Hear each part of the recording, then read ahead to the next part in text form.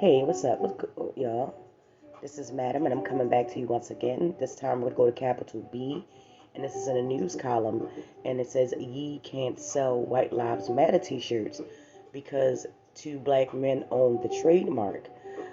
One of the most racist phrases in America is owned by two black men, radio host in Phoenix.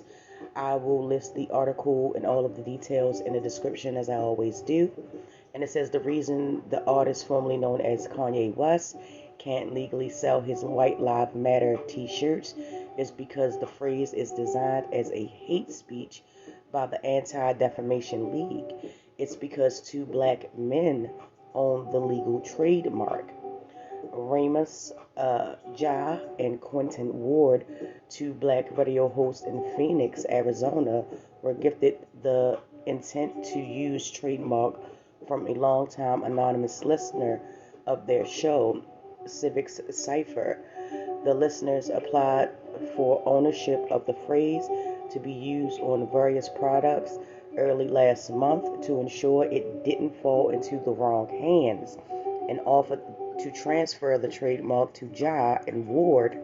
In early October, it officially entered their possession on October the 28th, giving them sole ownership over the phrase and the ability to sue anyone who uses the same for financial gain.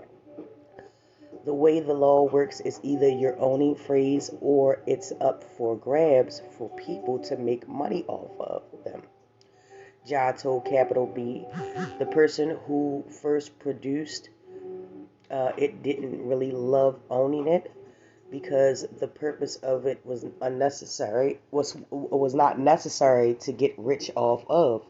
The purpose was to make sure that other people didn't get rich off of that pain, excuse me.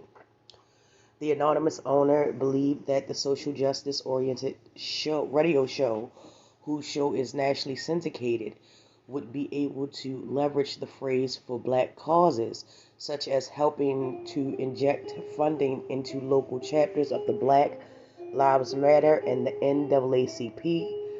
Coincidentally, just as trademark was transferred into Ja and Ward's hands, Yee began his week-long tirade promoting anti-black and anti-Semitic beliefs.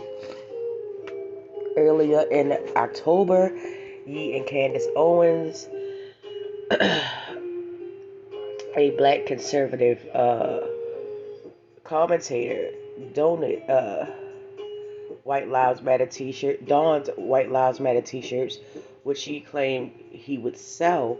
A few days later, he dropped off a dozen of the shirts at a homeless encampment in Los Angeles, Skid Row, which I did do a story on it, and it was a very great lady that was out there trying to recollect the shirts and just give basic plain no logo shirts out, uh, because the fear is that those people are already in a vulnerable state, and them wearing them shirts could bring more, harmful and negative attention to them. Please excuse me, I do have a slight cold, so if I sound a little stuffy, that's because that's why. Um, Excuse me. But yeah, it says home of the highest concentration of unhoused people in America. In the week since, Yee has lost more than 1.5 billion worth of partnership deals as a handful of groups threatened to sue him for racist and bigoted comments, including the family of George Floyd. He publicly and incorrectly claimed that Floyd died from fentanyl overdose and was not murdered by former Minneapolis police officer Derek Chauvin. Now, Ja and Ward, whose radio show addresses the insurrections of racial justice in hip hop, are forced to face the fallout of owning one of the most recognized racist phrases in contemporary culture. The phrase first picked up steam after the birth of the Black Lives Matter movement against police brutality and anti-black racism in the mid to 2010s, according to the Southern Poverty Law Center. The phrase has morphed into the identity behind a full-fledged hate group in the past few years. The group describes itself dedicated to the promotion of white race and condemns the laws and immoral orders that are targeted everything the white way of life holds dear. The radio hosts are no strangers to addressing racism head on. Their show was created after John left a popular Phoenix station after being told by executives that his show was too black. Capital B News caught up with Ja to learn about the civic cipher, the emotional toll put on the pair by the phrase White Lives Matter, and what they plan to do with the trademark going forward. Ramus Ja, our radio show was born out of the protests of 2020. We were both DJs and hip hop radio broadcasters based in Phoenix, Arizona. So we got the idea to create a political social justice type of show that critically informs hip hop audiences around the country. So we have a listener. So we have a listener who decided they wanted to own the rights to create, produce, and sell that say White Lives Matter. This individual did not want to produce those shirts, but rather it's my understanding that they were doing it to ensure the rights of people uh, benefited from it. This person procured it but didn't really love owning it, so they approached us to ensure that the right people benefit from it and that people aren't hurt by it. They felt we were in a much more public position to use it to the advantage of black folks. Uh, it goes on to say where we stand on it is that someone will own the trademark because it has fully entered into our popular vernacular. So someone will own the right to produce, sell, oh, excuse me, my apologies, produce and sell clothing with the phrase. Still, I would rather live in a world where the profits from those sales go to help offset the pain it causes rather than the lives in a world where I have nothing to do with that. I recognize that one or two things could happen. Someone could come to our lawyer or us and say, hey, uh, you have the executive rights to make and sell those clothes in the United States of America. I would like to buy the trademark for millions of dollars. If we were to sell the trademark for whatever amount of money, we could donate the money to causes that we feel would benefit black people like the NAACP or Black Lives Matter organizations, because realistically, we cannot stop the shirts from being made right now. We can write cease and desist to people selling these shirts right now, but that is a big monster that requires a team of lawyers and thousands of dollars that we do not have. Otherwise, the end of a long-standing occupying type of position, we can make we can maybe donate the trademark to Black Lives Matter or any racially justice organization with the resources to send out cease and desist letters all day, every day. Okay? Um, has anyone from Kanye West's team reached out? The reply was no, that I'm not aware of. You were thrown into this position pretty hazardly. Do you feel like you're in the position to handle it? My father was a minister in Compton, California. I was the president of the Black Students Union in college. I've been kind of fighting this fight for a long time. I know who I am, and my co-host definitely knows who he is.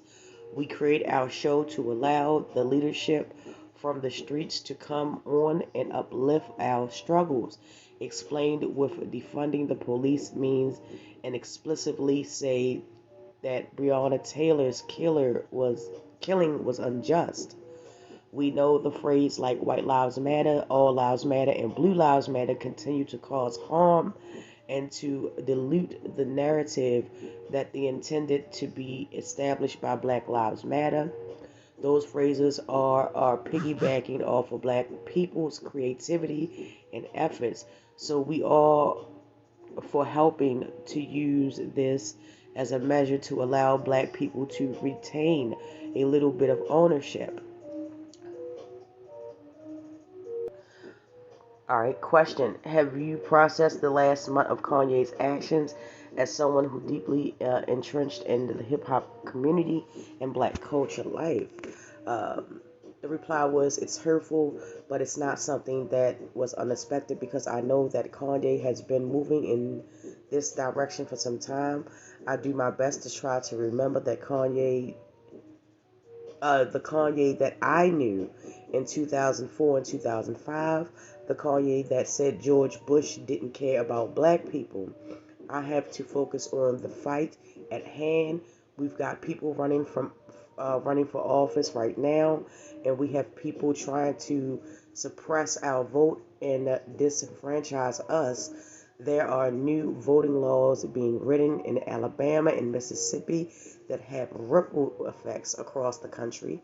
I can't spend all my time worrying about what Kanye is saying, which is true, which is very, very true.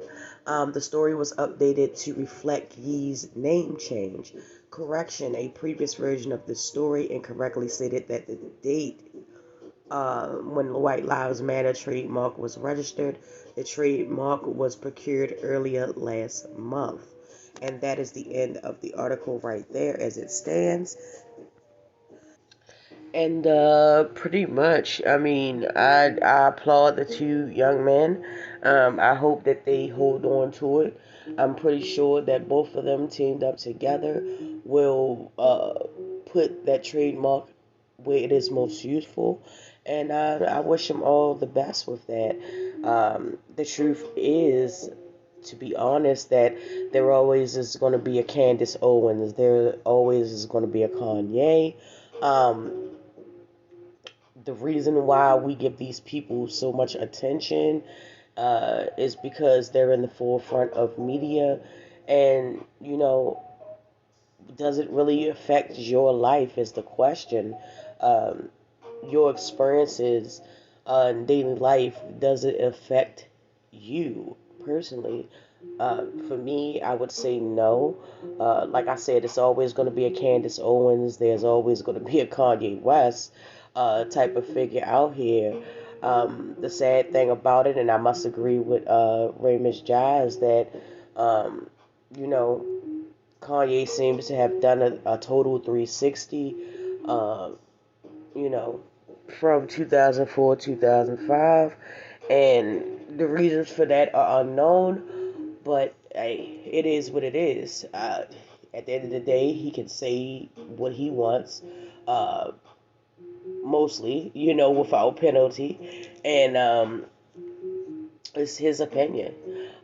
People's opinions should be taken with a grain of salt sometimes, and it's really up to you whether you want to use your discernment to allow the comments from Kanye and Candace, or people like Kanye and Candace Owens, to affect you or to not affect you.